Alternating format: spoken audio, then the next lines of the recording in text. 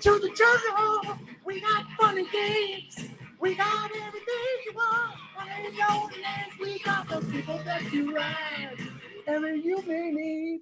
We got David O'Hara here. Welcome to the Greatness Show. Welcome to the Greatness Show. I'm so happy you're here, David.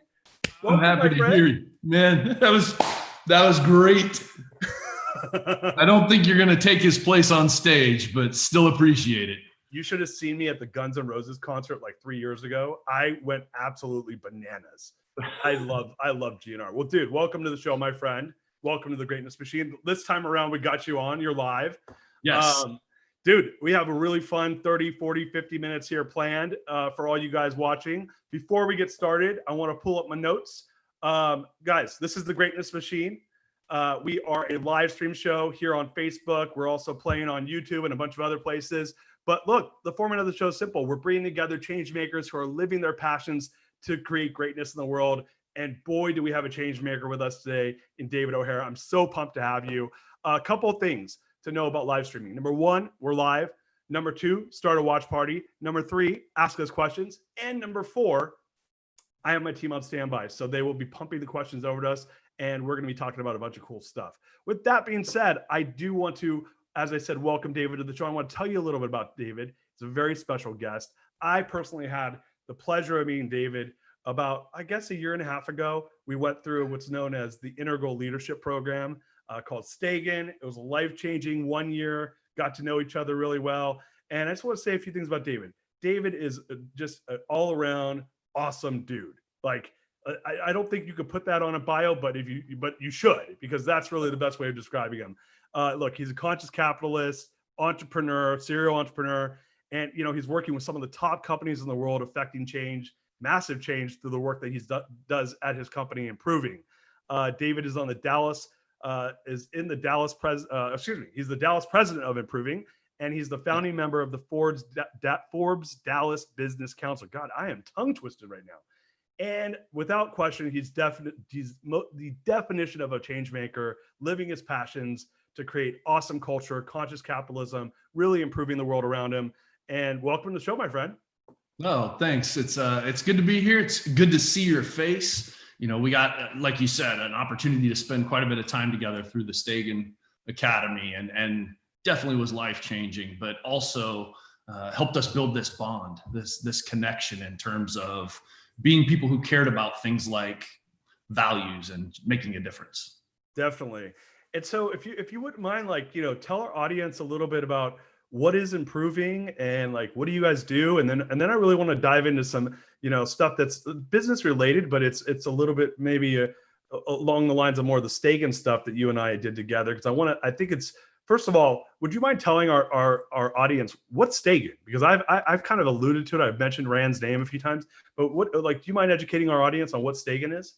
Sure. So Stagen is the Leadership Academy here in Dallas, and it's a place that has some really great minds, but also folks that go out and find kind of the best of breed in terms of what does it mean to be a leader, and have found a way to distill that down into their various programs.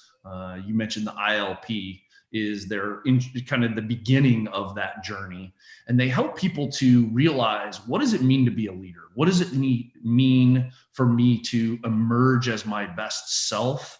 What are the things that I need in terms of tools, in terms of personal growth, in terms of coaching, so that I can make others great? And, Rand kind of heads that up with a staff of amazing thought leaders in a variety of different areas. And they give us a chance and give us access to that, either through the ILP or through the advanced learning. It's really been life-changing for us as a company, and then me individually. Yeah, I couldn't agree more. And so it's what I really was an introduction for me was this idea around conscious leadership. And to your point, how do you show up? So my question for you is how do you obviously you're president of a large business. You guys have it's 700 employees or something like that. It's a pretty big it's I think a little over 850 now. Oh, wow. Sorry. Yeah. 7. We continue to grow. It's hard to keep up. I was off by 20%, potato. But then, yeah, no joke, right? 850 team members, and I ran a company, around that size. Like that's a lot. That's a lot of people. And that's like where you have like it's tough to know everyone's name. And so, running a business like that, growing as a leader to a point where you have actually the ability to run a business like that. Like, what is it that for you, when you look at the idea around why you did Stagen, why you care about conscious capitalism, why you care about leadership the way you do, like, what is it? What do you think it is that makes you care about that? Like, what happened where you're like, that's something I care about. That resonates with me. That's what I want to do. Well, I think that to explain that, I need to go back and talk about improving specifically. Yeah. So we're an IT services company. So, and management consulting. We do everything from custom software development to coaching, and then IT services and some of that managed aspect. And we have, I believe it's 14 offices now across North America. The 850 people that you mentioned are in all of those offices. And it is a company that, yes, we are, technology focused, but if you look at our guiding principles, our promise is to cultivate environments of trust. And we're really trying to do that because we believe that we can change the perception of the IT profession. IT doesn't have a really great reputation in the business world. If you talk to CEOs, we don't have a great reputation, and we feel like some of that might be earned, but a lot of it can be changed if we focus on building these environments of trust. We focus on bridging that gap and rebuilding what has been historically broken trust. And the company itself is founded on the philosophy of conscious capitalism. And if I rewind back to when the company was started back in 2007, we were doing a lot of these things simply because it felt like the right thing to do. Like it came out of that right heart space of, well, of course we're going to care about people beyond just our employees and our clients. We're going to care about the community. We're going to care about the industry, and we're going to provide value into that larger stakeholder model. We were doing a lot of these things. Then we found conscious capitalism in about 2010. And we're like, oh, wow, that's like a vocabulary and framework for the very things that we were already doing. And it's been interesting because it's allowed us to reach into a community and find more like-minded people. And for me personally, it was an alignment with my values and my beliefs around what does business need to look like? And how is it that you care for people? And how is it that you treat your vendors and your partners? How is it that you are involved in your communities and giving back to the groups that have given us so much? And so for me, it really was just kind of that alignment of culture that's born out of your values. And I'm like, this is my place. This is the place I should be, because there is so much congruence. And congruence, not just in terms of, and one of the things that you mentioned in your book was, people that like write out the values and stick them up on the wall. And they're like, here's our values. Like, okay, so show me how you live out some of those things. Yeah. That level of congruence in action and in word was really a big thing. Yeah, they're like, well, hold on, I don't, which value, I don't know them, so I got to go read them off the wall, right? Right. So they don't even know what they are, but they put them on the wall at one point, which is, that's a common thing with companies that are just trying to do good, but they don't understand how to. And so it's funny, we're talking about conscious capitalism, and that's really interesting that you guys were founded on the principles of conscious capitalism. I wasn't actually introduced to conscious capitalism probably a few years ago. I kind of like tripped my way into it, right? Just by, it was something that resonated with me. But for the audience that doesn't know what this is, it's essentially, it's businesses that do great by doing good, or do good by doing great. I think maybe I have that backwards. And it's like Whole Foods is a big proponent. They're a conscious capitalistic company, but it's this idea that not stockholders, stakeholders, right? and share, like, it's not about just creating shareholder value, it's about creating stakeholder value. Because what are your thoughts on that? Like, when you think of stakeholders versus shareholders, like, what is your position on that? Well, it's one of the things that we look at is, we get more by giving than we probably realize. And so that stakeholder model, and that's one of the 4 pillars that they talk about in conscious capitalism, is the stakeholder model, is saying, are there ways that I can provide value to this important people group that make us who we are, that contribute to us? And it's about looking just like, an extra degree out from where you typically would look. Don't just look at your employees. What about their families? Like, what are you doing in that space? For us, a big example that we have, and it was a lot more relevant pre-March, was user groups and meetups. So because part of our company is training, we have these big training spaces in our offices that we weren't using at night. And so we reached out to the user group community and for meetups and said, come and use our space. Like, a lot of them are looking for a place to gather together to build community of interest around a like interest. They didn't have space to meet in. So it was like, we're not using it. We have it. Like, why can't we give that to this group? And we became known as the place to go. And we actually were doing this in every single one of our offices. Nice. Across all of the enterprises. And it was huge. In Dallas here, we hosted over 45 a month. Wow. We would tell them, come in, we'd buy pizza for them so they didn't have to worry about food and could just kind of gather together and share and build community. Like, that doesn't line up with a consulting company, but it lines up with a conscious company. Because if you are conscious, it's about doing more than just making money. A business has got to make money. It's lifeblood, right? That's breathing. If you don't keep breathing, you're no good to anybody. Right.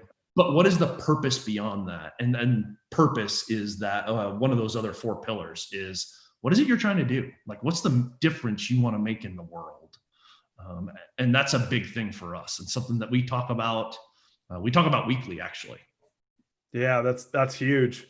And you just brought up. So let me ask a question though. You said 45 people or 45 groups? Groups. Gee, like, how many people were in these groups? Like, a few people or a bunch? It could be anywhere from, a handful of folks to some of the groups were up over 100. Wow. That's all. And you're like buying them food and giving up your space and just building community? Yeah, we bought a lot of pizza. Yeah, I was gonna say, that sounds like a ton of pizza. It's like 2 pizza runs a day. Yeah, Pizza Hut was a big fan of us. Oh man, that's cool. Well, good for you guys, man. And that like, I think that really is a really interesting example of you guys trying to build community.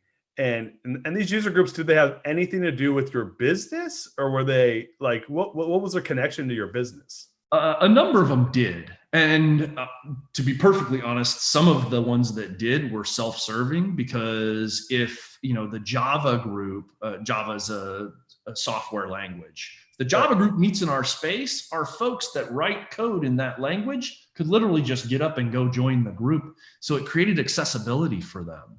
So that was really an awesome side benefit. But then we also had groups like the Professional Organizers of Dallas that it was a small group of folks. They were not necessarily going to have the budget or the funding to rent a space on a monthly basis to get together. Or some of these one-off other groups, they may not have the ability to do this otherwise. So it was us supporting what might have otherwise been an unsupportable interest. Yeah, well, I mean, but the point, going back to, like, number one, kudos to you guys for like having the foresight to do that, and you did it in 14 offices. We have it in all of our different offices. So some of the new ones that we've continued to grow and have new offices that haven't quite implemented this. And all of us obviously are having to deal with what March has given us. Oh yeah, yeah, yeah. I mean, dude, we don't even have to go there, right? Like dealing with like having community organized random people coming into your space in the middle of COVID's like, that's like, I won't even go see people I know, right? Let alone people I don't know. And there's a whole healthcare side of that. That's like, that we're in a different world now, but yeah, it's very much a culture thing for us. Is how is it that we're supporting community, whether it's the user groups or if it's going to volunteering at the food banks or getting together to run a marathon or those types of things. Community is a really, really big hunk of our stakeholder model. Is that one of your guiding principles, or one of your core values is around community? I wouldn't explicitly call it out as community. Community is one of our stakeholders for sure. Oh, it's one of your stakeholders. And I don't have a copy of our stakeholder map. So, right. We had a stakeholder map that we put together for one of the previous conscious capitalism events. That was pretty cool, and it kind of listed out there as, yeah, you know what? Those communities are part of our stakeholder model, just like employees are, just like their families are, just like our vendors that we use for printing materials or t-shirts and tchotchkes or the breakfast that we would have in the morning. Would you mind sharing what's your number one core value at improving, and how does it maybe play into this type of idea around either conscious capitalism or stakeholder values? When you think of your business and how you're applying those outside of the organization or inside the organization, which value pops to the top of your head where you're like, yeah, this is without question, we do it all the time? So if I talk about inside and outside, so we have 3 core values: excellence, involvement, and dedication. And for us, excellence is, it's not an occasional act. It's a consistent habit. It's that thing that we show up with every single day when you have that growth mindset and you want to be the best possible you. And so that one's probably more internal, like our drive to exceed the expectations of our coworkers and clients, and that need to, I want tomorrow me to be smarter than today me, and to be a continuous process. But if I'm talking about internal and external, it probably is involvement, because our success has been a consequence of that collective involvement. Not just the people that came together initially that helped build the company and started things, but people that have contributed along the way, that have contributed to those communities, that contribute to the growth of other improvers, and how it is we're sharing our knowledge with our own people, or sharing our knowledge with our clients and their people, and making them the best that they can be. That's probably the core value that I would say represents us, both internally and externally, as that top one. Yeah, even when you were just talking about what you guys do in the communities and how you guys go and run marathons and you guys do these 5Ks and you guys have these care about the families, that is all around. I just heard you just say that. I mean, obviously a lot of those play into it in other ways, but involvement is for sure that's obvious. That's awesome, man. And it's funny, the way you just rattled your core values off the top of your head it's like it was unconscious. You didn't have to think about it. I ask CEOs that question all the time, and I can only think of 3 that said it the way you said it. And I asked hundreds. And I want to make sure that I don't miss out on the 3rd one, because I want to mention that was open loop running in my head. Dedication, right? So thinking of others more without thinking less of yourself. Right. We are very big about, I don't know if you know Adam Grant's book, where you give and take. No, I've funny enough, I mean, I've been introduced to him, but I haven't read any of his stuff. Okay. So he talks in that book a little bit about other-ish behavior. I think about others-ish, right? It's important for me to think about others, to think about what is it that I can do? What is it I can provide? What is it I can give? But if I give too much, if my bucket's empty because I've given so much, what good am I to anyone? I have to think of others, but I've got to think about myself too. And that's healthy. And so we talk about that in our 3rd core value of dedication, to say I should be dedicated to, caring about others and sharing all that I can give in my knowledge, in my background and my experience. I can contribute to this. But I also need to make sure that I'm asking for help when I need it, that I'm, okay with, the collective we, not just me. When we succeed as a group, I succeed because I'm part of the group. Totally. So I need to have that group mindset. So sorry, I wanted to hit all three of them. No.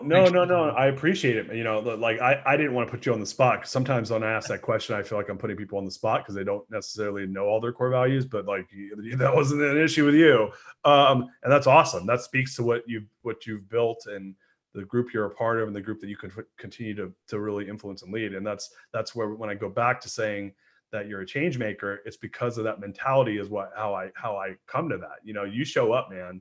And that's why I think you and I connected, because I saw that right away. You show up, and kind of like using some of Rand's words, Rand Stagen is, you got to meet people where they're at. Right. And I think that what's happening right now, and where I'm seeing this like paradigm shift, it's really obvious in business, but I think that it's happening to the collective because of COVID and presidential election, stuff like that, is that we're all meeting each other where we're at right now, and we're not all on the same page, right? And that's where there's a lot of friction. And when I look at that, I go, I think this is the pain that you need to have in order to have the change. And the change is that we can't just act like, it's all about us and then, screw everybody else. And I think that that's where, when I hear what you're talking about, and by the way, for those of you guys that are not familiar with this company, because you're not, doing business with them, or you're not dealing with companies in the tech field that does what he does. Dude, you didn't go into how successful you guys are. You guys are like hockey stick straight, like 45, 70 degree angle. I don't know. What is it where you shoot to the moon? You guys have done nothing but grow like crazy and kill it, right? All the while having a consciousness around creating value from an unselfish perspective. I mean, do you want to talk about that for a second? Well, it has been, one of the gifts that we've gotten with this company is, recognitions like we've been on the Inc. 5000 fastest growing private companies in America for 10 years. We've been on that list. I think there's about 31 other companies that have ever been on that many times.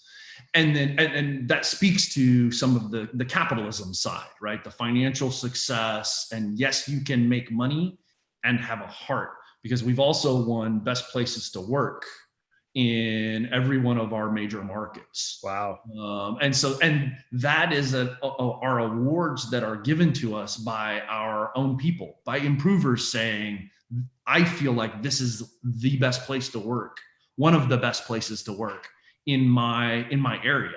And so that's that's the conscious side of things, right? That's the heart side of things, where our people, because our people will call us on the lack of congruence, right? Have to. I mean, going back to the whole the values up on the wall, you go ask an executive who put those values up there, oh yeah, these are totally the values that we have. Right. You go ask somebody if one of the values is we honor people's time, and you go ask one of the folks, do you guys start meetings on time? Do you end meetings on time? They're like, no. And they'll call you out if you don't live out your values, and they really are just up on the wall. And that's something that we speak to as part of our guiding principles is improving our 5 commitments to our employees as a company. One of them is, open and honest communication, and expecting that we're going to have conversation if that gap shows up. If someone experiences a delta, come and talk to me. Like, come and share with me, because we're by no means perfect. Like, I'm not going to claim that. So then when you experience something that doesn't align, or if there's, I didn't feel excellence in that, or it didn't feel aligned, or, the heart wasn't necessarily, it didn't hit me where I thought it was going to hit me, come and talk, and let's see, maybe there's an opportunity for getting better in that area. Well, to your point, accountability is a two-way street, right? For sure. And this is like, I'm kind of realizing as I as I get older, that accountability is such a big deal to me. It's one of the reasons why I have issues with a lot of the stuff that's happening in politics right now. We don't need to go there, but there's a lack of accountability, and I think there's a lack of value alignment. And when the deeper I dive into this world of conscious leadership, the more I am distraught with what I'm seeing at the highest levels of our country right now. And I think that that's where you need to have a restart, is around knowing what our values are. And we got some great values in this country, but having full accountability around them, and doing what the work you're doing in your organization, which is, hey, if I fall out of alignment with what I'm saying we are, that I own it. And you can't, the VP doesn't own it. The AVP doesn't own it. It's the president that owns it. You're the president of your company. You own it. And the people below you, if they're owning it, it's not even going to get to you. Right. So, but what you just said really resonates with me, is that you own it, man. And you're saying, hey, and the other thing you said that I think is super important, and I mentioned this in chapter 6 of my book, which is the core value rollout. I tell the teams when we roll out core values, and this is a part of my framework for teaching and bringing in core values, is that you always end by saying core values are not a utopia, right? This is not like something where it's nirvana and you just roll them out and then everyone shows up and does them. It's a measuring stick to make sure that when you're off kilter, you come back to center. And when you're killing it, you try to maintain that as long as you can. But the reality is that you're not going to do it. Like, we're human beings. We make mistakes. It's the intention that matters. And it's the intention around moving back to where you're supposed to be. That's when values, I think, really do their job. You know what I mean? Right. Well, and it's that measuring stick that you should go back to on a regular basis and say, how are we doing against this? Totally. And I agree with you. And as you were talking about how you roll that out, one of the things that we've talked about before is people's ability, improvers' ability to experience our culture and understand our values is directly correlated to their upstream managers' internalization of it. Totally. So you have not internalized this, and you are not only know it, but like are living it. If you don't have that congruence, then the people that report to you aren't going to experience the culture that we want to have. They're not going to have those sorts of things. So, we do things like on a weekly basis, we're sharing in our morning huddle, here's the guiding principle that I want to talk about. And like, here was an example of it. Like, make it real, like put hands and feet and heart to it, and talk about how you experienced that, or the thing that you saw that represented that. Because it's those stories, stories make real so much of what we want from a concept perspective. Yeah, look, you're preaching to the choir. That's like chapter 7 in the book. So I haven't gotten to chapter 7. No, yeah. Well, you're doing a lot of it. There's some interesting stuff in there. Like, one of the things we do, and it's at the end of chapter 7, is a core value assessment, where at our quarterly strategics, I recommend, as an executive group, what we did is I have we had 10 C-level or 8 C-level and some EVPs and stuff. And we would rate our core values on a scale of 1 to 10. How alive and well are they from the last quarter to this quarter? 1 being they could not be, less alive and well, and 10 being they couldn't be more alive and well. And tell us why you gave us that score. That's the icebreaker I do at every quarterly strategic. And when you do have, it's a nice robust way to kick off a day of strategy. We start off by talking about how are we doing our 4 core values at the business that I just left, that I built. And so what you're doing, what you're saying, and I couldn't agree more, is you got to make it part of the vernacular in the organization. And that is not going to happen by putting words on paper and then seeing what happens like once a year or once a quarter as a team. It's about daily, weekly, monthly, all the above storytelling, weaving it into just the daily practices, making it part of just the way you guys talk to each other. So kudos to you for that. We have a question I want to jump into. Okay. The question is, and if you guys have questions, jam them in, because we're coming in to probably the last 10 minutes of the show. What would you recommend for a company just starting out, looking to make sure they are part of a conscious capital movement?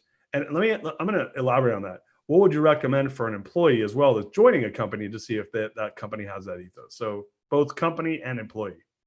Ooh, that's a great question. So talking from an incoming employee's perspective, I would find out, like in the interview, ask the question, like you said, like, do you have core values? Do you have guiding principles? Like, ask the person that's interviewing you, like interview them a little bit. That's what I would do is understand a little bit of the culture and the likelihood that the employee talks to you about what's the reality of the alignment between what they say are their values.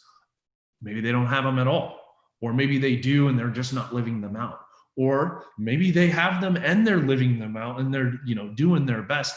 I would probably use that as my litmus test to know, are they even in this place?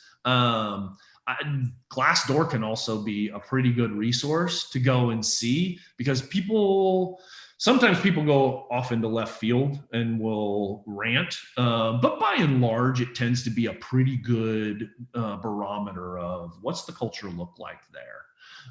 From a company's perspective, if you're looking to get involved in conscious capitalism, look to a local chapter. I know here in Dallas, we have an amazing and vibrant chapter that is doing events. They've had to shift them to online, but they still continue to be really, really impactful and great events. And if they, with everything being virtual right now, if you can't find one in your local, find someone around. Feel free to see if you can tap into the Dallas one, because I know that they're good.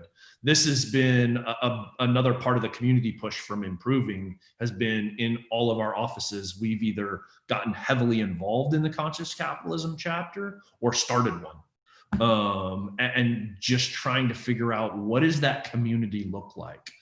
I would also point to some of the other movements. It doesn't have to be conscious capitalism. You can talk about things like B Corp, and some of these other ideas around what does it mean for, CSR is a term, corporate social responsibility, that I kind of struggle with, because corporate is an inanimate thing. So I don't know how it has responsibility, Right. social responsibility, but the idea is there, right? And so what is some of these groups that are looking to doing more, having an impact out beyond just what we can do to our own bottom line. Yeah, that's such great advice. I love the Glassdoor stuff. Did you know that I was a highly ranked CEO in Glassdoor? No. I was number 9 in America, baby. Sweet. Yeah. That is quite an impressive list to make, because I know, especially when you start talking about some of those top ranked ones, it's a very competitive space. Yeah, it is, but you made a great point. I'm not trying to brag. I mean a little bit, but no. You made a really good point, which is I'm going to tell you a dirty little secret that I do is, if I'm going to invest in a company, I go read their Glassdoor reviews, and I'm telling you, I've turned down probably 9 out of 10 investments if I start reading stuff that I don't like that I'm seeing. Because if I see that they're treating their employees, but by the way, like if you go to my old company, you're going to see some haters in there that are talking trash. But I will tell you, about 10% of them always reference our core values when they're talking trash, which in my opinion means I did a good job of promoting the core values. Now, in ours at TMS, I'm not the CEO there anymore, but we have 570 reviews, and there's like 190 references to our core values. That's how you know, like if you see, to your point, are the employees at large, not one review. You want to read at large. You want to read current employees, not just ones that left. Generally, the ones that left are the ones that got fired, maybe because they weren't core value fits or whatever. But I like to kind of aggregate the information on there. It's a great way to see what your competitors are doing. I'm like a Glassdoor expert. Go snoop around and see what you can find about the competitors, or like what's going on. Yeah, whenever there's a hot spot, you'll see like they'll have a bunch of like reviews all at once. Sometimes they're doing layoffs, or it's a good way to go start recruiting because things aren't good on the home front. But I think that's some great advice, is to tell people. I say, look and see if they even put their core values on their website, right? Like that's a great first look. Not everyone does, because they want to keep it internal. But yeah. I say go look in the Glassdoor and read to see if they mention are they talking about the core values? Are they talking about the culture? Are they talking about how they manage? And don't just take one review. To your point, there's some crazies on there, good and bad. But I would say what are the themes you're seeing in aggregate, and does that align to your values? And to your point, like, I think that's a big part of it, is, are we hiring to our core? Like, I think a best practice is to hire team members whose core values align with the company's core values, right?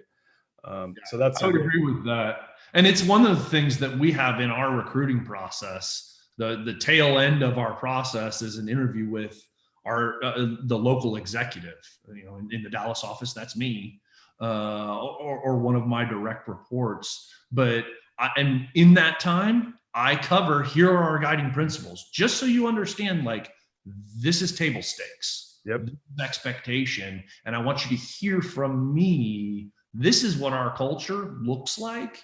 And we talk about, we may talk about some of their values and what are the things that are important to them, talk about alignment, and say, and that's a great opportunity for me to open the door to say, and when you see a challenge, because it's not if, it's when, there's going to be challenges, come and talk to me. Like, I want to hear about this. Like, I want to be that starter of the conversation before you're even in the door, to make sure that you understand, like, this is the culture that we want to have. Yeah, man, I love that, bro. And the world needs more leaders like you. That's without question. So, hey, man, look, this has been super fun. I love having you on here. Like, where can our audience find you and the company? And yeah, give us some lowdown on that.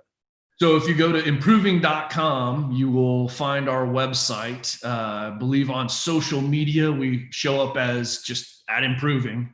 And then there's also a fun one. The Life at Improving is a little bit about our culture. That's our social media. You see us post about things that used to happen, like Thirsty Thursdays, or our community outreaches, our corporate retreats, and just getting together and having fun. That's a great spot to go kind of see, what does our culture look like in action.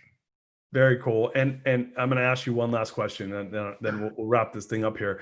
But if you were to give advice to your 20-year-old self, which is only a few years ago, but what would be the best piece of advice you give to 20-year-old David? The best piece of advice would be to find a company that really invests and cares about their culture and truly lives that out, because there is no greater joy than living into your purpose. And that one, when you can get up every single day, and not that every day is going to be rainbows and sunshine. The nurses teach us that every job has its bedpans. But that you could be somewhere that values you for what you bring, and that you value for what it brings, which is more than just a paycheck. Like, that is your best possible self, and be willing to step out and make that happen sooner rather than later. That would be my advice. Oh, man, that's great advice. Dude, I'm so grateful to have you on the show, man. Thank you. It's been great to talk with you. I miss you. Yeah, I miss you too, man. Guys, listen, thank you so much for showing up. You can find us on Facebook at The Real Darius M, online at www.therealdarius.com, and go ahead and sign up for email, for live streams. We got a bunch of guests coming up, like hopefully as great as David, because he's freaking just killed it right now. But so grateful to have you on the show, brother. And guys, we'll see you later. Take care.